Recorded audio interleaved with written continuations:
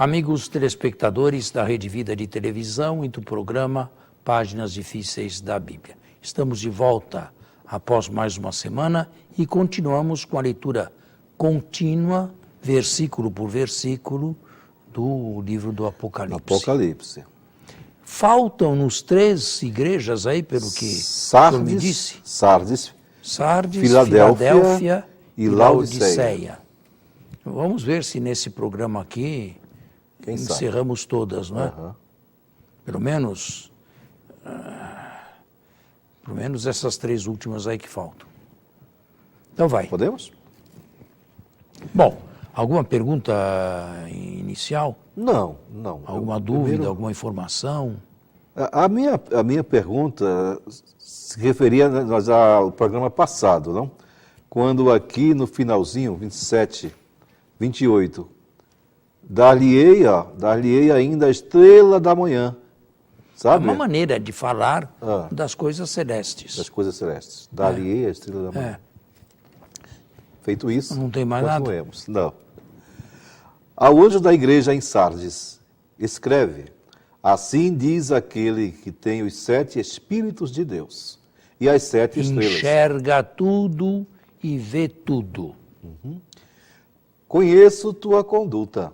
Tens fama de estar vivo, mas estás morto. Aqui começa mal. Puxão de orelha logo.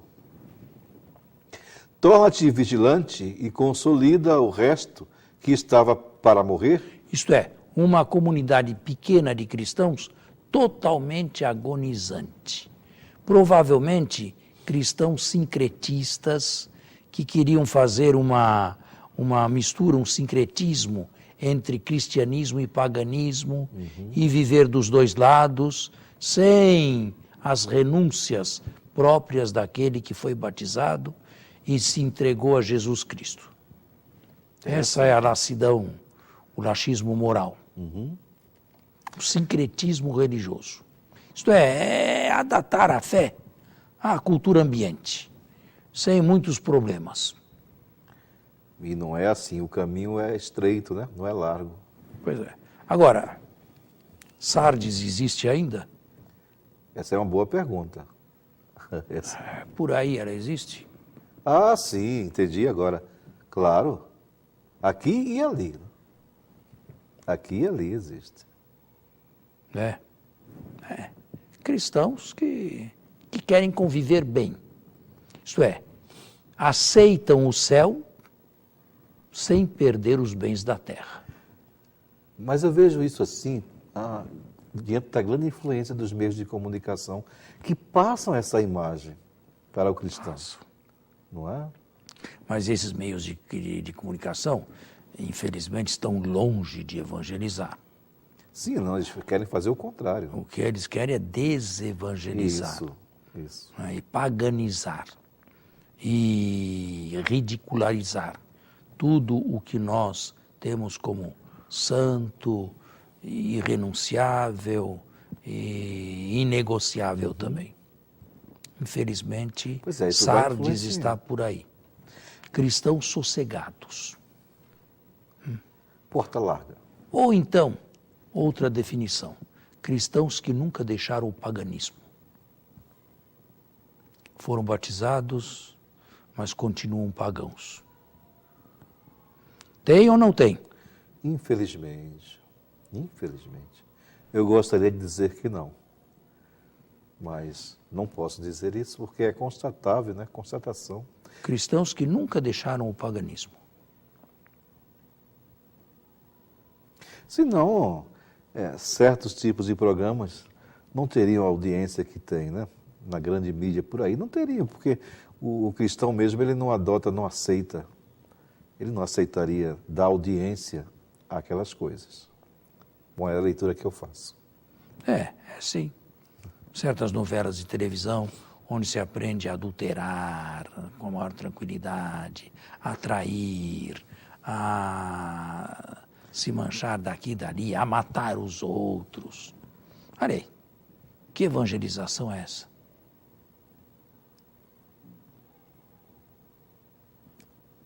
E quando põe a figura de um religioso, É sempre pejorativo, ridículo, né? Sempre para colocar no ridículo. Pois é. Eu não consigo assistir esses programas, essas novelas. Não consigo porque agride. Agride. Olha, quem tem juízo aqui, quem tem mais instrução e cultura, dificilmente encontra um canal com que se adapte, viu? Porque há tanta miséria, há tanta bobagem, há tanto programa deseducativo que... Não é? Aí a gente vê que temos que pagar um preço. Estes não queriam pagar o preço. Nós temos que pagar um preço. Embora vivamos numa sociedade diferente, temos que pagar o preço de sermos cristãos. Temos que andar na contramão. Temos. Em muitas coisas. Temos que andar na contramão. A igreja não pode ir a acompanhar a correnteza do mundo. Senão ela se mundaniza. É isso que o mundo quer, mundanizar a igreja. E estes aqui são os nossos antecessores. Ou pelo menos os antecessores daqueles que ainda hoje desejam mundanizar a igreja. Viver em igreja de maneira mundana, sem renunciar a nada. Isso é impossível, não? Sem renunciar a nenhum valor desse mundo. Continua aqui? Continue. Torna-te vigilante e consolida o resto que estava para morrer, pois não achei perfeita a tua conduta diante do meu Deus. Lembra-te, portanto, de como recebestes e ouvistes. Observa-o e converte-te. Caso não vigies, virei como ladrão, sem que saibas em que hora venho te surpreender. Em Sardes, contudo, há algumas pessoas que não sujaram as vestes. Bem, os poucos que não se miscuíram nesse sincretismo. Não estava tudo perdido ainda. Tinha, parece que, uma minoria que se salvava. Elas andarão comigo, vestidas de branco? A veste da vitória. Essa é a veste do batismo, não é? E a veste de Deus nesse livro aqui. Pois são dignas. O vencedor se trajará com vestes brancas e eu jamais apagarei seu nome do livro da vida. O livro da vida é o álbum, ou, digamos, a ata, na qual estão escritos todos os nomes daqueles que vão para a vida eterna. Uma pergunta. Essa expressão livro da vida aparece só em Apocalipse ou há mais algum trecho da Sagrada Escritura Não me que ela vem aparece? agora a memória. Eu não me recordo. Mas aqui significa a ata anagráfica de todos aqueles que estão destinados à vida eterna. Bom, continua. É preciso saber onde está o nosso nome. Sabe? Eu lembrei no Evangelho. Após o envio, quando eles retornam, Jesus disse, Satanás, né? Vi Satanás descer, alegrai-vos. Não é? Porque vossos nomes estão escritos no céu. Falou o livro da vida, Não. no céu, né? Acho que eu confundi. Mas tem o mesmo sentido do livro da vida? O céu, Tem. Então, continuamos aqui.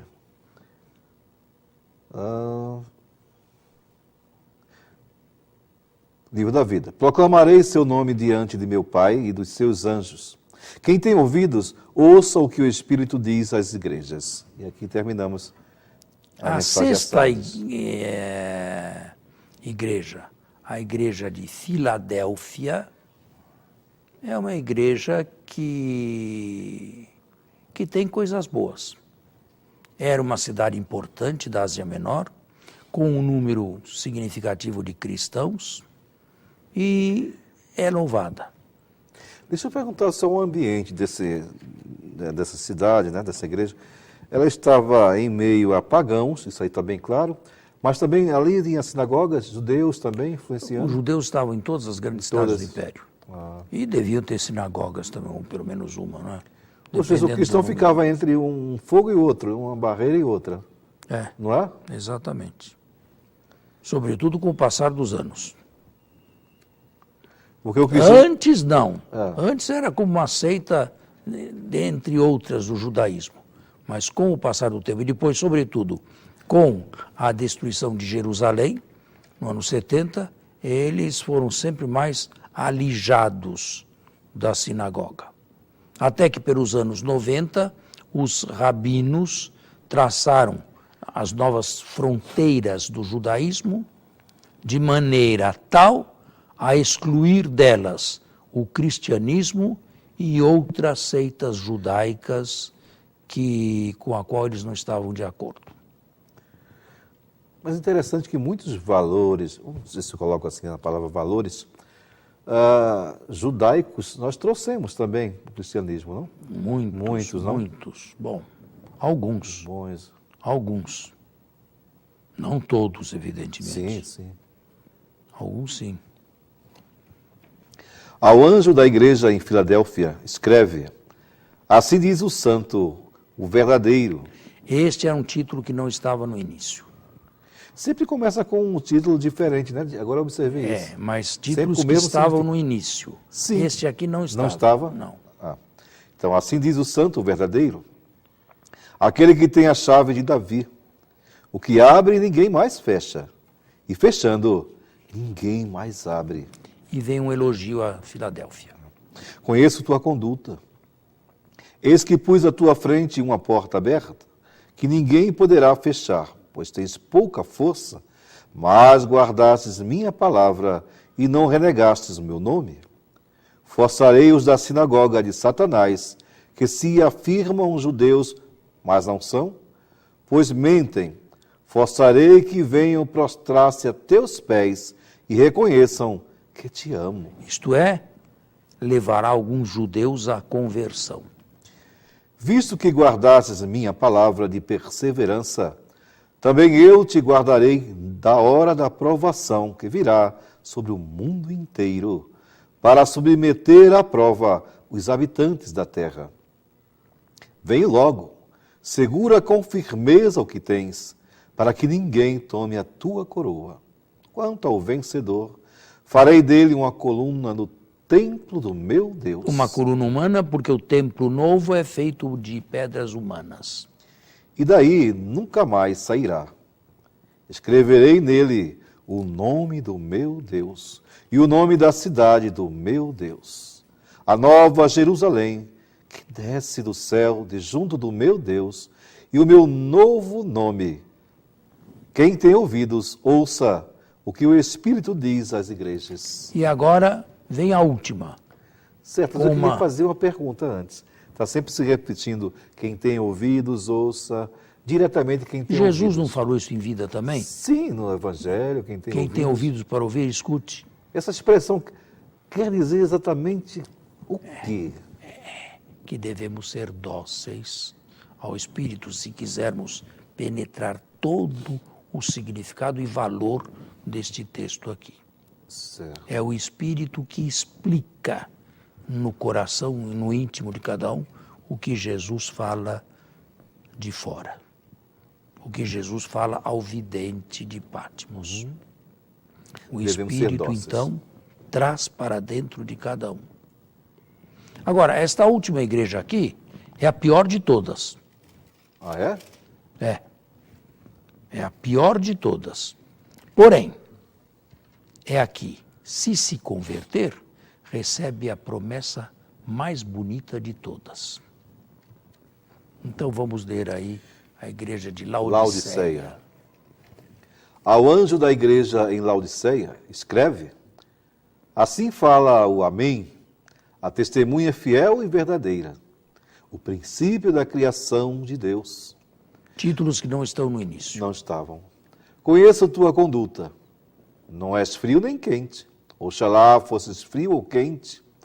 Assim, porque és morno, nem frio e nem quente, estou para te vomitar de minha boca. Não existe melhor palavra mais devastadora de Jesus Cristo do que esta aqui. Poxa. Estou para vomitar-te de minha boca. Pois dizes, sou rico, enriqueci-me e de nada mais preciso. Não sabes, porém, que és tu o infeliz, miserável, pobre, cego e nu? Aconselho-te a comprares de mim ouro, purificado no fogo, para que enriqueças, vestes brancas, para que te cubras e não apareça a vergonha da tua nudez, e colírio, para que unjas os olhos e possas enxergar. Quanto a mim, repreendo e corrijo todos os que amo. Recobra, pois, o fervor e converte-te. Eis que estou à porta e bato. Pronto, agora vem a promessa mais bonita. Essa. Eis que estou à porta e bato. Se alguém ouvir minha voz e abrir a porta, entrarei em sua casa e cearei com ele e ele comigo. Ao vencedor considerei sentar-se comigo no meu trono, assim como eu também venci e estou sentado com meu Pai em seu trono. Quem tem ouvidos, ouça o que o Espírito diz às igrejas. Está aí. Algumas censuráveis, outras louvadas e o maior número mistas, onde o mal e o bem são como o joio e o trigo, crescem juntos. Essa aqui. Esta aqui praticamente não tem nada. Tem nada, morro. Pior coisa, hein? E que significa isto? Na linguagem simbólica do Apocalipse. O que eu disse há 2, 3 igrejas atrás.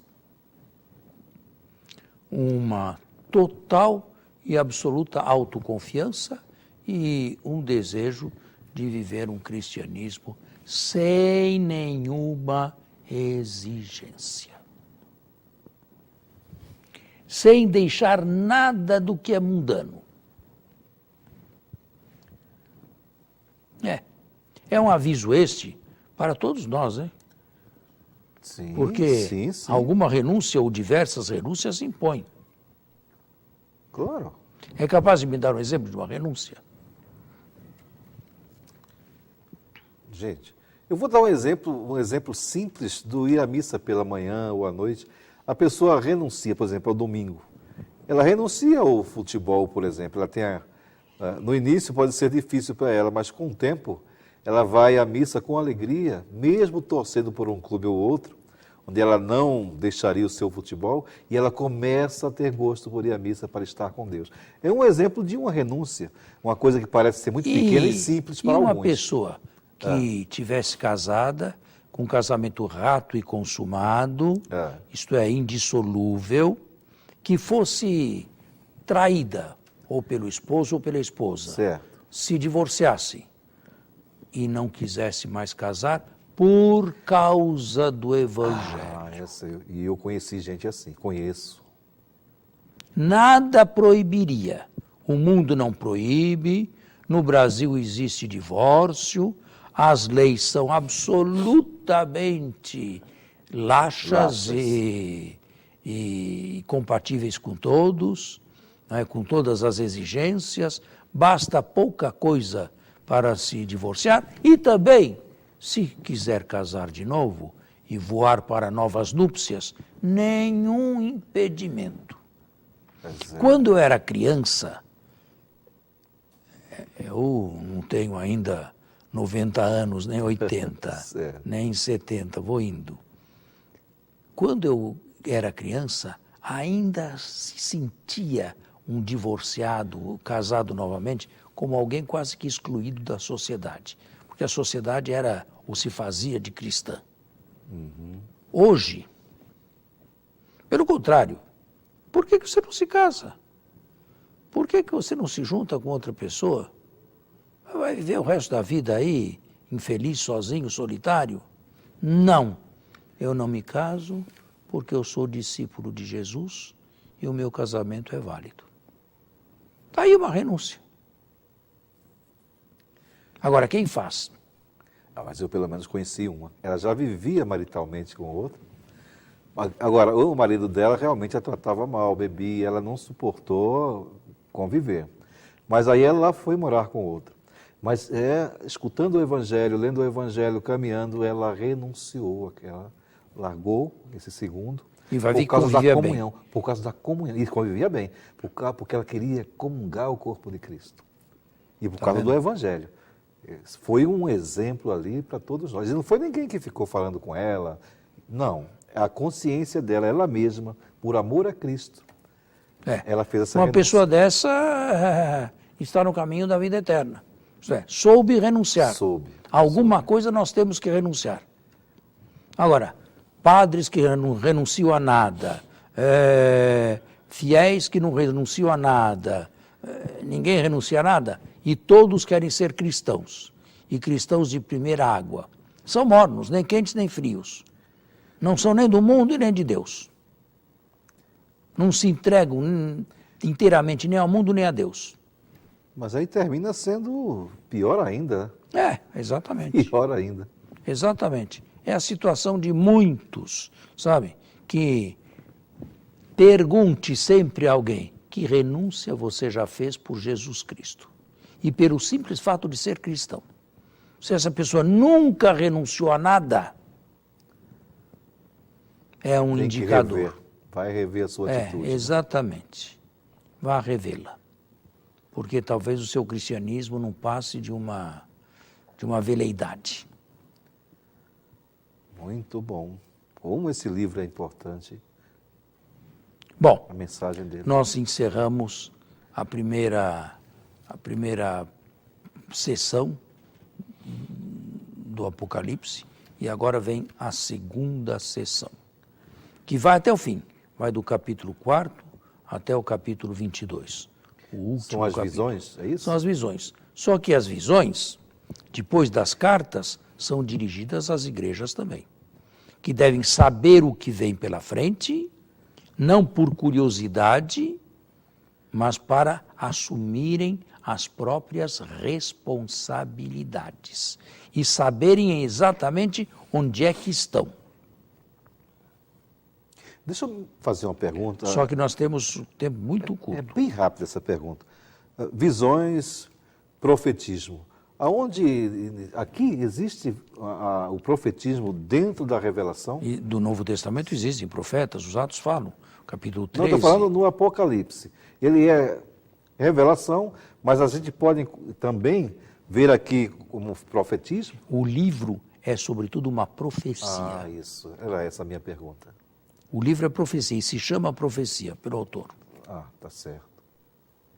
Muito bom. Tá certo? Tá certo. Temos- Chegamos ao final? Chegamos ao final, olha Que lá. pena, vai estar passando Estamos- muito rápido. Pois é. Mais uma vez, muito obrigado pela assistência. Espero que esteja fazendo bem.